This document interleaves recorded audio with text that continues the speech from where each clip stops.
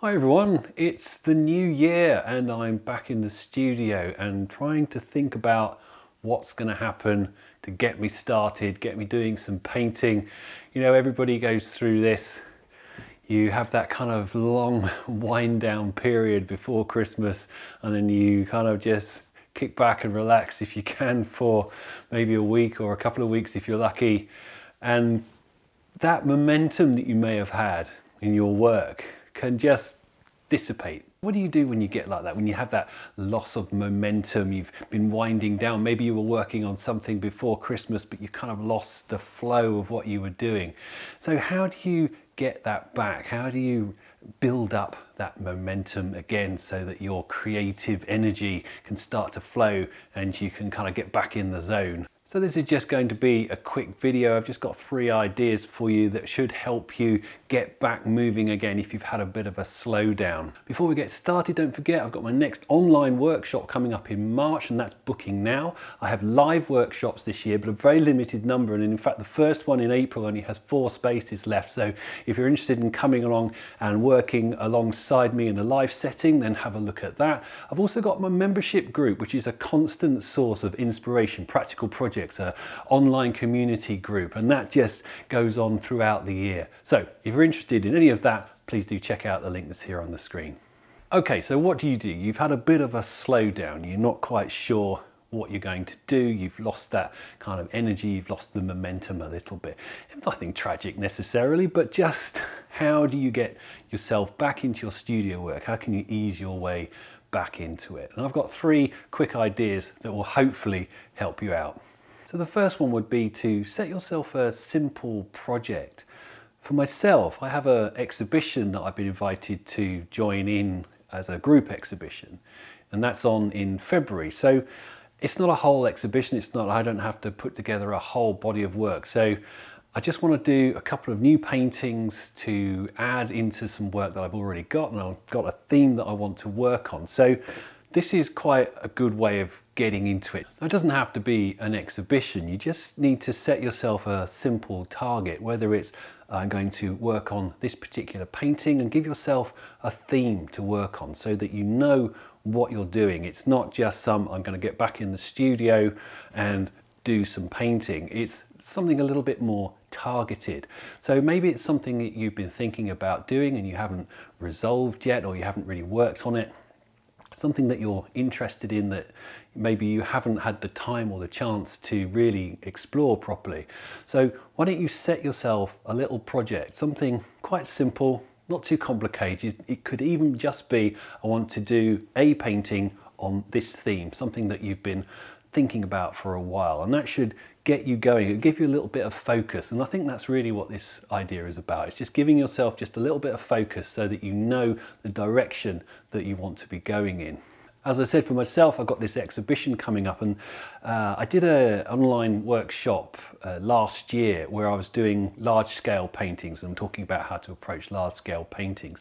And the painting I did for that as a part of the demo, it's on the screen here. I'll pop it up on the screen here for you. This was a fairly large painting. It's 100 by 100 centimeters, and I really enjoyed doing it. And it was part of a longer theme that I've been working on, this idea of trees reflecting in rivers, something I've done before and something I want to do again. But while I was doing that workshop and while I was making the demonstration videos for that workshop course, the painting actually came about in a really interesting way, and it was slightly different to how I normally do my work. And I think it's partly because I was teaching it, and so because I was teaching it, I had to be very focused about the steps that I was going through. So that's my idea for my project, is this exhibition that's coming up. I want to do a painting, or maybe a couple of paintings in that kind of theme, but approaching them in the same way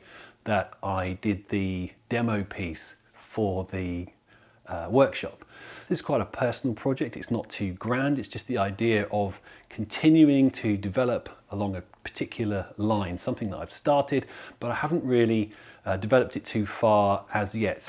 I like the idea of looking into the landscape rather than at the landscape. So that's when you're looking into a river and you get all the reflections, the sky, the trees and things floating on the top. There's all these different layers, and I really like that layering. I find it very interesting. So it's part of a wider theme. I'm going to pop some images up on the screen here, which are paintings that I've done in the past along the same kind of lines. So I'm going to try and continue and develop that theme for this exhibition that's coming up.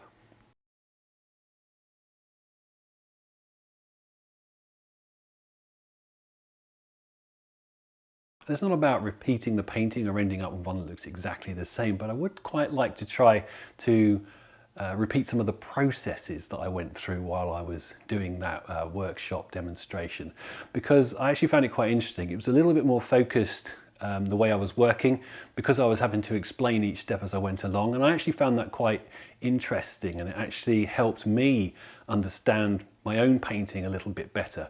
So that should be a lot of fun, and I'll do some videos about that as I go along as well. Okay, idea number 2, and it's kind of related to the first one, but if you are working on something, give yourself a deadline. Now, myself, I have a deadline of the exhibition that I'm going to be part of in February. And that's not too far away, but it's also not too close. And I think that's quite an important thing to think about. So it's always good to have a deadline, because you've got to get some work done. You know you've got to get the work done by a particular time. But if that deadline is too far away, you can muck about, procrastinate, not get the work done, lack of focus, which is really what this whole video is about. It's about trying to get some focus. So if that deadline is too far away, say 6 months or a year away, it's too much, because you don't have the you don't have the energy behind you, that kind of feeling that you've got to get a move on, get it done. And if it's too close, if it's next week or the week after, that's too far. You're going to be too rushed. You're going to be too frenetic. You're not going to have a chance to develop your ideas and be playful and experimental. So I think a month, 2 months, that's absolutely fine. I mean, usually when I'm working on an exhibition, I'll have maybe 3 or 4 months from when I start the work to when I have the exhibition needs to be photographed for the catalogue or whatever. And that's pretty good for me, because I am the worst procrastinator. If I have a year or 2 years to do a project, I sit around for the first year and a half and I do the whole thing in the last 6 months.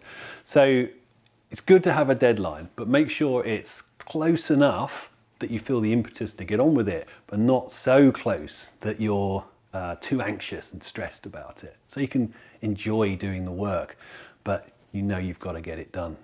The third idea I've got for you is to just try something different, because I think it's very easy to get into a rut about how you think about yourself and how you think about yourself as an artist. There may be some of you out there who think of yourselves as acrylic painters and you just use acrylic. There may be some of you who think of yourselves as watercolorists and you don't want to try those other media because you've got it in your head that that's the kind of painter you are. Or you may think of yourself as a landscape painter. So when other ideas occur to you, like figurative work or maybe buildings or those sorts of things, then you don't do them because you're a landscape painter. I'm just a landscape painter. I don't do that kind of work. So I think it's a great thing to try. Even if you don't develop it or you don't go on with it, it's always good to try different things. Even simply trying a different medium can be enough. If you think of yourself as a watercolor painter, have a go with some acrylics, because this is something that actually comes up quite a bit on my courses, my workshops and my membership group. Is that people say, oh, well, you know, I'm not sure that that's for me because I'm a watercolor painter. Well, my answer to that is that you need to be experimental. You should always experiment, always try different things, because if you try different media, you may find that something just sparks your interest and gets you going in a slightly different direction. Lastly, this is like bonus tip number 4. It's to be experimental. Don't put yourself in a box. Always try and think creatively. When you're doing a piece of work, think, what can I do to that piece of work to push it in a different direction? Maybe I need to add some collage, maybe I need to change the shape or the format, tear it up, add a bit onto it, try a different medium, try some pencils, some pastels, or like I was saying just now, try a different paint, different type of paint to get it moving. So painting isn't just about the particular media that you're using, it's about thinking creatively and being as experimental as possible. Okay, that was just a quick one. I hope you enjoyed watching that, and that 2024 is a really exciting, creative, painterly year for you. As I said, don't forget, check out my workshops, membership group, live workshops. The link's here on the screen. I'd love to have you join in. Okay, I'll see you soon.